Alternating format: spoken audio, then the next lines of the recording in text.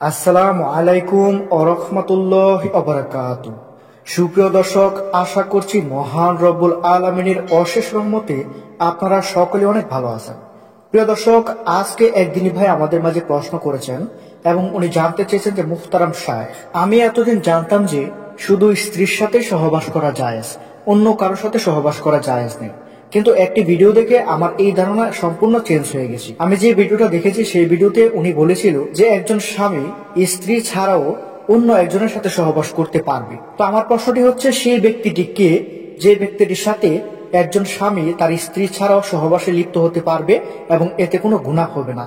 যদি আমাকে এই বিষয়ে বিস্তারিত জানাতেন তাহলে অনেক উপকার হতো। তো ধন্যবাদ প্রিয় দিনী ভাই, আপনি অত্যন্ত গুরুত্বপূর্ণ একটি প্রশ্ন করেছেন আমাদের মাঝে। আমরা ইনশাআল্লাহ আপনার প্রশ্নটির যথার্থ উত্তর দেব, তাই ভিডিওটি না টেনে সম্পূর্ণ দেখার অনুরোধ রইল। তো প্রিয় প্রশ্নকারী দিনী ভাই, আপনি যে প্রশ্নটি করেছেন সে প্রশ্নের উত্তরে বলা যায়, দেখুন ভাই, আপনি সঠিক শুনেছেন। আসলে একজন ছেলে মানুষ, একজন স্বামী তার স্ত্রী ছাড়াও অন্য একজন মানুষের সাথে সহবাস করতে পারবে, এতে পাপও হবে না। সেই মানুষটি হচ্ছে দাসী।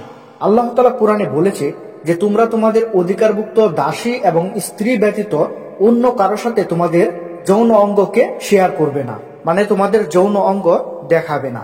আল্লাহ তাআলা বলেছেন যে সফল মুমিন তারা যারা নিজেদের যৌন অঙ্গকে সংযত রাখে নিজেদের পত্নী অথবা অধিকারভুক্ত দাসী ব্যতীত, এতে তারা নিন্দনীয় হবে না। সুতরাং কেউ এদেরকে ছাড়া অন্যকে কামনা করলে তারা হবে সীমা লঙ্ঘনকারী। এছাড়াও রাসূলুল্লাহ সাল্লাল্লাহু আলাইহি সাল্লাম বলেছেন, তুমি তোমার স্ত্রী ও হালালকৃত দাসী ব্যতীত কারো সামনে নিজের সতর খুলবে না। তখন এক ব্যক্তি রাসূলুল্লাহ সাল্লাল্লাহু আলাইহি সাল্লামকে প্রশ্ন করলেন এবং বললেন যে আমরা যখন নির্জনে একত্রিত হব তখনও কি সতর খুলব না? তখন রাসূলুল্লাহ সাল্লাল্লাহু আলাইহি সাল্লাম জবাবে বললেন, তখনও তোমরা লজ্জা করো, কেননা তিনি দেখছেন তোমরা কি অবস্থায় আছো। এখানে তিনি বলতে মহান আল্লাহ রাব্বুল আলামিনকে বোঝানো হয়েছে, কারণ আল্লাহ রাব্বুল আলামিন তো সবকিছুই দেখছেন। এছাড়াও দাসীদের ব্যাপারে নবীজি সাল্লাল্লাহু আলাইহি সাল্লাম বলেছেন, তুমি তোমার স্ত্রী ও কৃত দাসী ছাড়া অন্যের নিকট লজ্জাস্থানের হেফাজত করো। তো প্রিয় ভাই, এই হাদিসগুলো থেকে আমরা এটাই বুঝতে পারি যে একজন পুরুষ মানুষ তার স্ত্রী ছাড়াও কৃতদাসীর সামনে সে লজ্জাস্থান দেখাতে পারবে এবং স্ত্রী এবং কৃতদাসী ছাড়া অন্য কারো সামনে তার লজ্জাস্থান খুলতে পারবে না, তার লজ্জাস্থান দেখাতে পারবে না। যদি দেখায় তাহলে তারা হবে সীমা লঙ্ঘনকারী, আল্লাহ তাআলার কথার অবাধ্যকারী।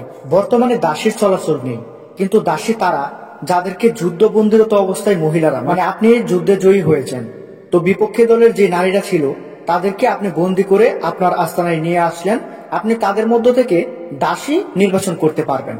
তাদের মধ্য থেকে আপনি একজনকে দাসী নির্বাচন করলে সে একান্তই আপনার হয়ে যাবে এবং ওই দাসী আপনি ব্যতীত অন্য কারোর সাথে যৌন চাহিদা মেটাতে পারবে না। আবার আপনারও ওই দাসীকে যথেষ্ট ভরণ পোষণের দায়িত্ব নিতে হবে। ওই দাসী যদি কোনোভাবে কষ্ট পায় তাহলে আপনি গুনাহগার হবেন।